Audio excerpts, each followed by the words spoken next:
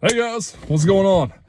It's been a wild couple weeks. I'm sorry I haven't posted more videos. My son has had some medical stuff come up, nothing major. We all brought home a really nasty virus. It was not COVID. We had like 5 negative COVID tests in the family. None of them were positive, obviously.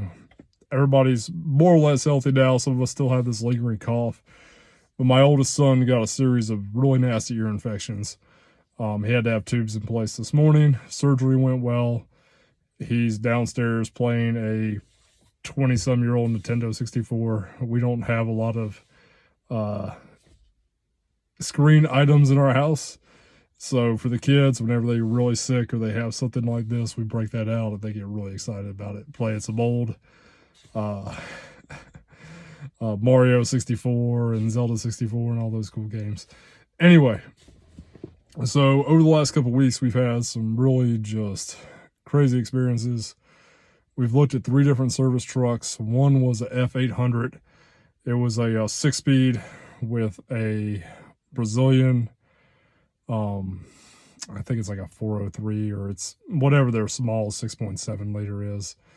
Really awesome little straight diesel from Ford. Unfortunately, the deal didn't work out. It was a crane truck, had a PTO air compressor. It had a lot of issues when we went to look at it, most of which could have been fixed relatively easily. The guy did eventually decide to come down the price. We agreed on the price. I said, okay, I'll take it, and got ready to go back out to get it, and it didn't work out. I don't know if, I guess his dad might have sold it, or there was a whole lot that happened with that, and it just didn't work out. Then we had a deal on a F450. It was a 6.0 Power Stroke. A little leery of it, but that one didn't work out.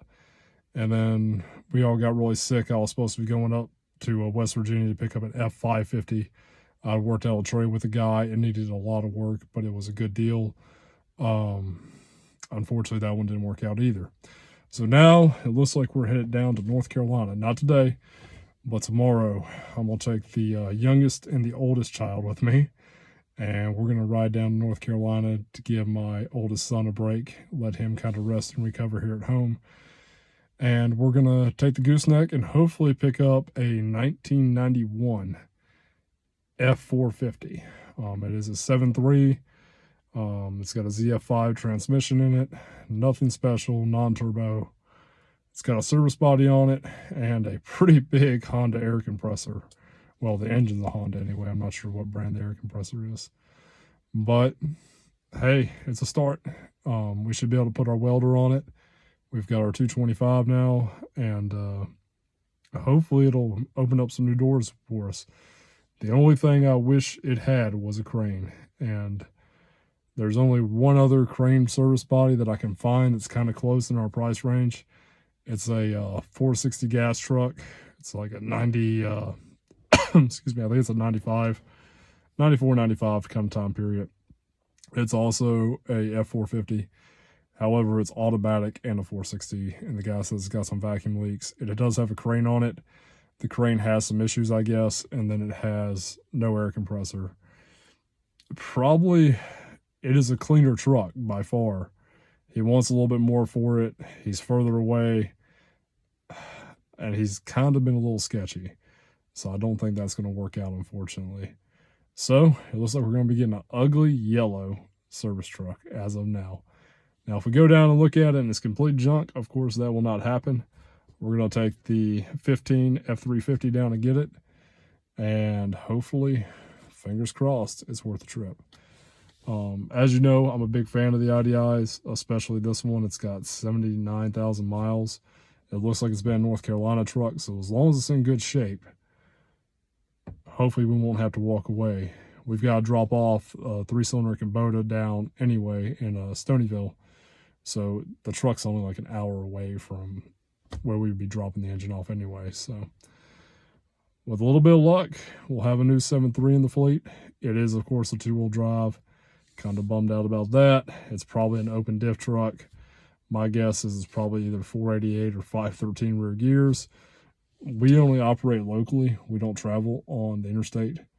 Most of our highest speeds are 55 miles an hour around here.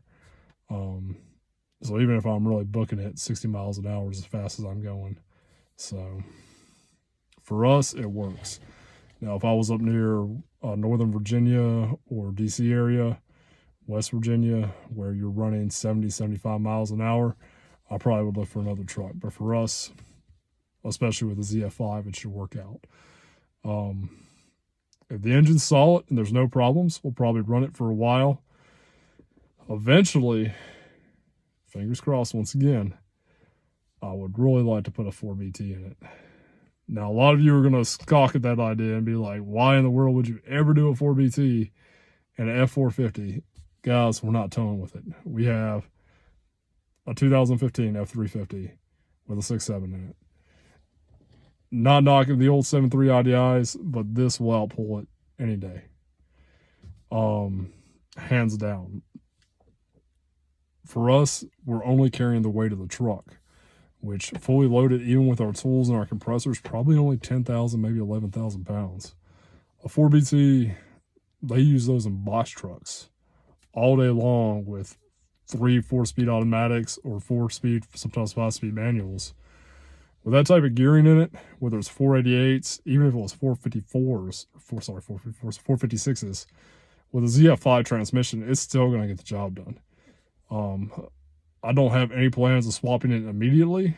What I would love to do is find a good deal on a 4BT, whether it was an older rotary pump like the VE pumps, preferably a P7100, but beggars can't be choosers, and we'll take what we can get. If we can't get a P pump on it, sorry, I said P7100. If we can't get a P pump on it, we'll take a rotary pump as long as we can find a good one. I'd love to tear it apart, make sure the heads are good, the valves are good, make sure there's no cracks around the valves. Take it, stud it, put a decent turbo on it, swap it into that F450. We should have a truck that's very capable of getting 20 plus miles per gallon and would probably last us 300, 400,000 miles. Eventually, maybe we'll get a crane body on it. We'll have to see. So, sorry, this is a video where I mostly talk, nothing super interesting. I want to thank everybody. We've crossed 500 subscribers now, which is phenomenal. Guys, thank you. I never thought that anybody would ever want to hear about what I said or have any interest in these projects. As you know, we have pulled the turbo back off the B7100 Kubota.